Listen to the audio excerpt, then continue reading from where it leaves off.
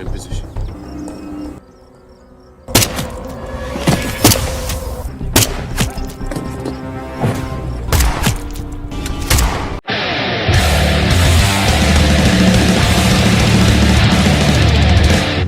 Halo warga YouTube, balik lagi bersama saya di channel 17 Juni TV. Nah, kali ini saya akan membawakan sebuah alur cerita film berjudul Mojapo Diamond yang dirilis pada tahun 2023 ini, mengisahkan tiga bersaudara yang memiliki latar belakang yang sama sebagai mantan pasukan khusus militer yang sangat mematikan. Tiga orang bersaudara ini memiliki rencana balas dendam kepada sekelompok mafia yang mencoba mengganggu kehidupan keluarga mereka. Sebelum masuk ke topik utama, seperti biasa jangan lupa subscribe agar tidak ketinggalan konten menarik lainnya dari 17 Juni TV.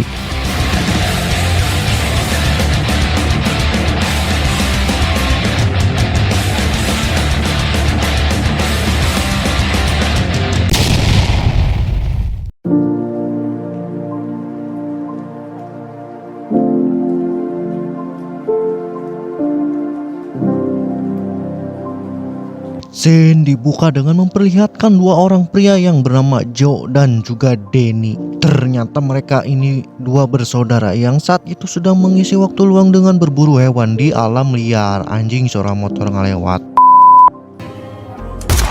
Setelah selesai berburu, Joe mengatakan kepada Denny bahwa dirinya tidak suka dengan saudara mereka yang bernama Roy, gak pakai Martin, si pembuat onar dan keluar masuk penjara residivis karena terlibat dalam aksi kekerasan yang berhubungan dengan pekerjaannya sebagai petarung bebas. Namun kendati Denny menganggap jika Roy sebenarnya adalah orang baik yang suatu saat nanti akan meninggalkan pekerjaan dark jobnya tersebut mungkin. Kemudian malam pun tiba di mana kita akan diperlihatkan Roy yang saat itu sedang bersiap untuk pergi ke tempat pertarungan. Berbeda dengan saudaranya yang lain, Roy ini tipikal pria yang ngehe, di mana 5 menit sebelum duel ia sempat-sempatnya melakukan pengenceretan dengan sang pacar bernama Isabella. Singkat cerita, para tamu telah berada di bangkunya masing-masing untuk menonton Roy dengan lawannya yang akan bertarung dengan gaya bebas tanpa aturan. Roy sebagai mantan pasukan khusus dapat dengan mudah menumbangkan lawannya. Sat-set.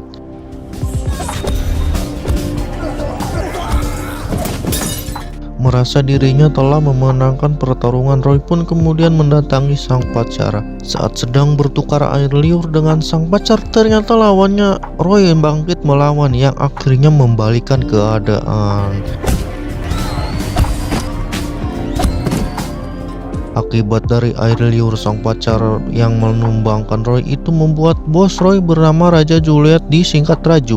Raju saat itu sangat murka terhadap Roy. Ia pun menyuruh anak buahnya untuk menangkap dan menghukum Roy karena telah membuat dirinya rugi. Raja Juliet yang ternyata merupakan seorang ketua mafia kejam mengatakan jika selama 4 tahun lebih dia tidak mengalami kekalahan. Wow. Raju menganggap jika performa Roy menurun yang diakibatkan pacarnya yang ngentot sebelum pertandingan. Oleh sebab itu Roy dihukum dan menyaksikan pacarnya dihabisi pada saat itu juga. Setelah itu Roy dibawa Raju ke tempat di mana ia menyembunyikan berkilo-kilo berlian langka yang ia dapatkan dari pertambangan ilegal. Di saat Raju memerintahkan Roy untuk mengantarkan berlian-berlian itu ke sebuah tempat yang disebut sebuah titik A dan juga titik E. Jika Roy berhasil menyelesaikan tugas tersebut, maka ia akan mendapatkan bayaran sebanyak $1 juta. Mendengar hal itu, Roy pun sangat tertarik sekaligus penasaran. Kenapa Raju malah menugaskan dirinya, padahal Raju memiliki puluhan anak buah yang bersenjata lengkap dan lebih memahami dunia seperti ini. Raju kemudian beralasan jika Roy ini dianggap cocok karena memiliki skill mengemudi yang mumpuni. Dan juga Roy memiliki dua saudara yang memiliki latar belakang seorang militer yang dapat membantunya. Dan alasan terakhir karena Roy telah membuatnya rugi besar di pertandingan pada saat itu. Raju mengancam jika Roy menolak pekerjaan ini, maka Raju tidak segan-segan untuk membunuh keponakannya sekaligus istri dari Joe sebagai sebuah jaminan. Malam itu juga Roy yang kebingungan kemudian menghubungi Joe yang saat itu sedang berada di rumahnya. Namun karena Joe ini masih kesal dengan sifat Roy, ia membiarkan teleponnya Roy yang tidak mengangkatnya. Keesokan harinya terlihat Danny yang masih aktif menjadi tentara merasa bingung karena ia tidak bisa menghubungi kakaknya. Danny yang tidak mendapatkan jawaban kemudian memutuskan untuk menemui Joe langsung ke rumahnya. Setelah bertemu di rumahnya, Joe pun mengatakan kepada Danny jika tadi malam ia mendapatkan telepon dari Roy setelah sekian lama. Namun ia mengabaikan telepon tersebut karena masih kesal dengan kelakuan Roy selama ini. Mendengar hal itu, Danny menyayangkan keputusan yang diambil Joe. Kemudian Danny mengatakan mungkin saja Roy saat ini membutuhkan bantuan mereka berdua. Akhirnya pada saat itu Roy mendatangi kediaman Joe yang disambut hangat oleh keponakan dan kakak iparnya. Danny yang juga hadir di sana kemudian mendatangi Joe yang saat itu sedang berada di kandang hewan peliharaannya. Di sana Danny mengatakan kepada Joe bahwa Roy telah datang dan ia berharap mereka berdamai dan kembali hidup harmoni layaknya sebuah keluarga. Namun Joe yang sudah paham dengan watak adiknya tak mau lagi berurusan dengan Roy yang datang ketika ada butuhnya saja. Kemudian setelah itu Roy mengajak Danny pergi untuk beberapa hari ke depan karena telah lama tidak bersama. Danny pun memutuskan untuk ikut bersama saudaranya itu. Namun dengan catatan Roy harus menjelaskan apa yang sedang ia kerjakan saat ini. Di perjalanan Roy pun menjelaskan bahwa dirinya tengah memikul tanggung jawab untuk mengantarkan barang yang sangat tinggi nilainya. Ia juga mengatakan jika barang ini dimiliki oleh ketua mafia yang sangat kejam. Oleh sebab itu mereka harus bekerja dengan sangat hati-hati. Setelah melakukan perjalanan yang cukup panjang, Roy pun mengajak Danny untuk singgah sementara di sebuah tempat tarung bebas yang berada di sebuah tempat bawah tanah. Mereka pun sempat menyaksikan pertarungan itu.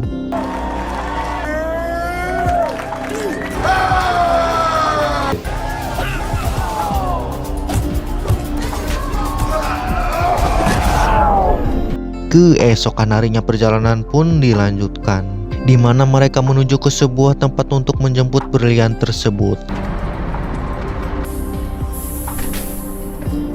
Singkat cerita, mereka berdua telah sampai di gudang penyimpanan berlian yang dijaga oleh tangan kanan Raju yang bernama Tokichi.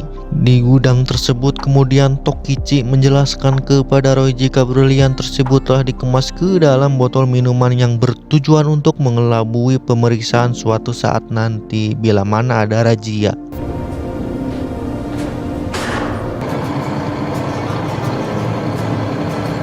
Setelah perjalanan yang melelahkan, Roy dan Danny kembali beristirahat di sebuah minimarket. Tak berselang lama pada saat itu datang sekelompok pria bertopeng dengan senjata lengkap, rupanya akan melakukan aksi perampokan di minimarket tersebut, di mana salah satu penjaga toko itu pun harus tewas di tempat setelah ditembak dengan brutal oleh para perampok.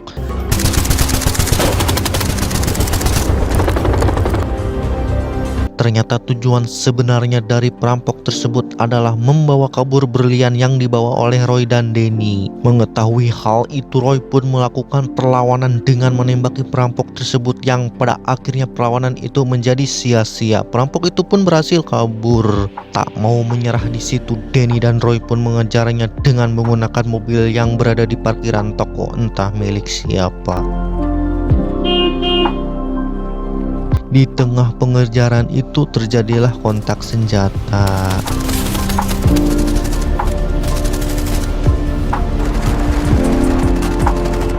Karena kalah jumlah, mereka pun memutuskan untuk menghentikan pengejaran. Untuk kedua kalinya mereka pun gagal. Di malam harinya Raju mendapatkan kabar bahwa Roy belum sampai di tempat tujuannya yang telah ditentukan. Mendengar hal itu Raja Juliet pun sangat marah. Dia berpikir bahwa Roy telah mempermainkannya dan telah mencuri berlian tersebut. Punya usut perampok yang mencuri berlian tersebut ternyata orang suruhan Tokichi sendiri. Ia sengaja merampok berlian tersebut dari tangan Julian yang merupakan atasannya. Lalu kampretnya si Tokichi malah mengkambing hitamkan Roy dan Denny. Sementara di sisi lain Roy dan juga Denny kini sedang berjalan kaki kembali ke kota karena mobil mereka telah rusak dan tidak bisa digunakan lagi. Roy kemudian mengatakan jika ia harus secepat mungkin mengambil kembali berlian tersebut sebelum Raju marah dan menghabisi anak dan istri Joe yang sebelumnya telah dijadikan sebagai jaminan. Di sisi lain Joe yang baru pulang ke rumahnya mendapatkan anak dan istrinya sudah tidak ada di rumahnya. Dan di sini kita pasti sudah tahu pasti si brengsek Raju dan antek-anteknya yang telah menyulik mereka berdua. Scene kembali kepada Denny dan juga Roy. Di sana Denny langsung menghubungi Joe setelah mendapatkan pulsa darurat dari Axis. Joe kebingungan dengan anak dan istrinya yang tiba-tiba menghilang. Roy kemudian mengatakan bahwa itu semua adalah ulahnya si Raja Juliet. Ia pun berjanji kepada kakaknya itu untuk secepat mungkin membawa anak dan istrinya kembali. Setelah itu Roy menghubungi Raja Juliet yang saat itu sedang berada di markasnya yang telah menahan istri serta anak Joe. Roy kemudian diancam agar secepat mungkin membawa berlian itu kembali dalam waktu 28 jam. Tidak kurang tidak lebih jika ingin istri dan anak Joe selamat. Denny yang sangat murka atas kejadian ini dia pun meninggalkan Roy. Namun pada akhirnya Denny bersikap dewasa dan membuang semua egonya. Nah benar harus begitu emang sama saudara. Denny pun bersedia membantu saudaranya untuk membalaskan dendam atas kelakuan yang dilakukan para mafia terhadap keluarga mereka. Dan rupanya dari atas bukit mereka tengah diawasi oleh detektif polisi yang bernama Epson dan juga Kenan yang tengah menyelidiki bisnis gelap yang tengah dijalankan Raja Juliet kampret. Sementara di sisi lain Joe tidak mau tinggal diam, dia pun mempersiapkan senjatanya dan akan segera menyusul Roy dan Denny berada. Saat sudah sampai Joe langsung menghajar Roy untuk meluapkan emosinya. Dari kejauhan terlihat Kenan dan juga Epson masih terus mengawasi mereka dan akan terus mengawasi mereka terus. Di sisi lain Raju kemudian mengirimkan sebuah foto di mana anaknya dan istri Joe saat ini disandra. Tak mau buang-buang waktu, tiga bersaudara ini langsung OTW ke markas Raja Juliet untuk menyelamatkan keluarga kecil mereka. Singkat cerita, keesokan harinya mereka telah sampai di mabes para mafia yang dipimpin oleh Raja Juliet. Sebagai mantan militer dengan jam terbang yang tak diragukan lagi, Joe langsung beraksi dan menghabisi beberapa penjaga di sana. Setelah merasa aman, Joe dan juga Roy bertugas masuk ke dalam untuk menyelamatkan istri dan anak Joe. Sementara Denny membackup dari luar atau melindungi mereka.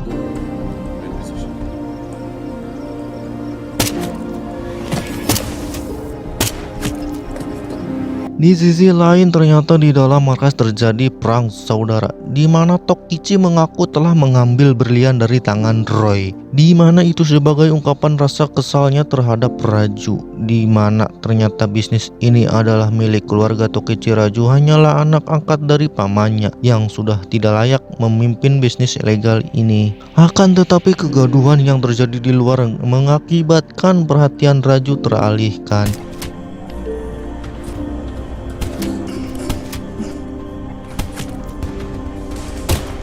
Keadaan tersebut langsung dimanfaatkan Raju dengan melumpuhkan Tokichi saat itu juga. Pada akhirnya Joe dan juga Raju berhadapan satu lawan satu dengan tangan kosong. Namun karena Raju postur tubuhnya lebih besar, Joe pun sempat kewalahan. Namun tak lama dari itu datang Roy dengan menodongkan pistol kepada Raju. Namun entah kenapa si Roy malah meten. Dia gemetar ketika dibentak oleh Raju pun menghajarnya. Dah bodoh. Si brengsek Tokichi pun bangkit dari tidurnya dan berhasil menembak Raju dan Jo beberapa kali hingga tewas. Dan Tokichi pun memerintahkan anak buahnya untuk membawa Roy, sementara Raju dan Jo dibiarkan begitu saja. Di luar sana, Denny yang kehilangan kontak dengan kedua saudaranya memutuskan untuk masuk ke dalam dan menemukan Jo yang ternyata selamat dari tembakan Tokichi karena dia menggunakan rompi anti peluru.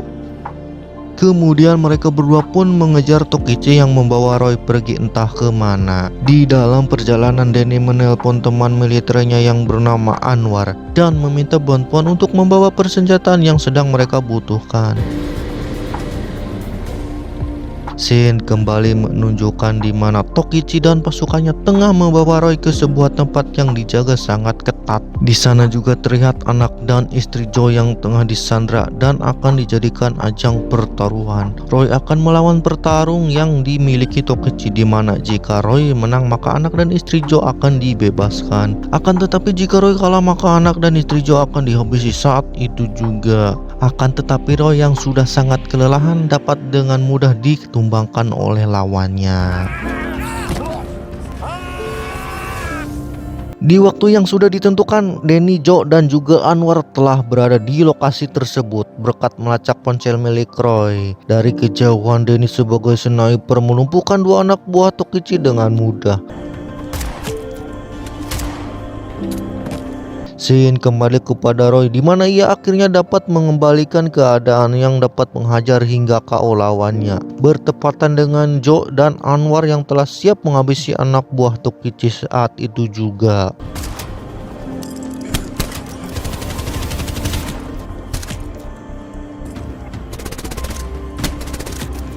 Singkat cerita, Jo berhasil menyelamatkan anak dan istrinya. Dia juga berhasil memojokkan posisi Tokichi yang saat itu hendak kabur.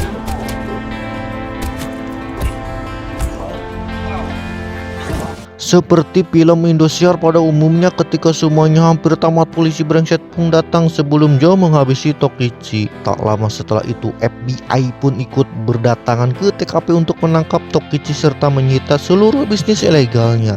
Epson dan juga Canon mengucapkan berterima kasih kepada Jo dan juga kedua saudaranya karena telah membantu FBI untuk menangkap para mafia kampret ini.